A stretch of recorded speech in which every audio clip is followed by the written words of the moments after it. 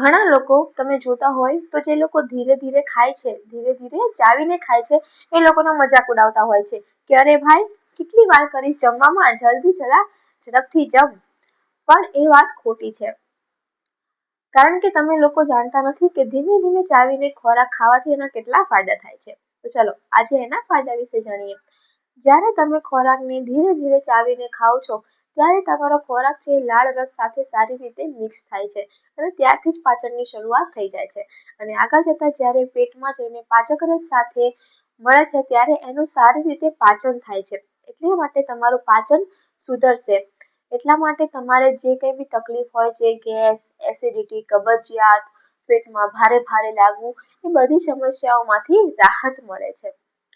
જ્યારે તમે શાંતિથી અને ધીરે ધીરે જમો છો ત્યારે તમને ખ્યાલ રહે છે કે તમે કેટલું જમો છો અને તમારું પેટ જ્યારે એકદમ ભરાઈ જાય ત્યારે તમે ખોરાક બંધ કરી દો છો. એટલા માટે તમારું વજન કંટ્રોલમાં રહેશે, કારણ કે તમે નિયમિત રીતે ખોરાક લો છો, તમારા પેટને અનુકૂળ રીતે ખોરાક લો છો. એટલા માટે તમારું વજન પણ કંટ્રોલમાં રહેશે. ત્રીજું છે કે જ્યારે તમારું પેટ એકદમ હેલ્ધી હોય, મતલબ પેટ તમારું સ્વસ્થ હોય ત્યારે તમારું મગજ પણ સ્વસ્થ હોય.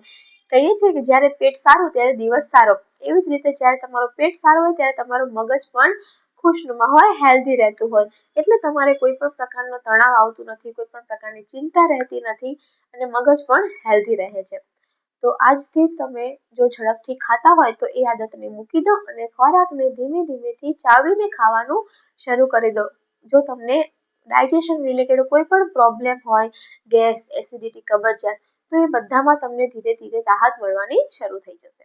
જો આ માહિતી ગમી હોય તો આ વિડીયો એ લોકોને શેર કરજો જે લોકોને ઝડપથી ખાવાની આદત છે અને જે લોકો ધીમે ધીમે ખાનારા લોકોનો મજાક ઉડાવે છે. અને હા, અમારી ચેનલને સબસ્ક્રાઇબ કરવાનું ભૂલતા નહીં અને બેલ આઇકન જરૂરથી પ્રેસ કરજો તાકી અમારા વિડીયો સૌથી પહેલા તમારી સુધી પહોંચે. Thank you.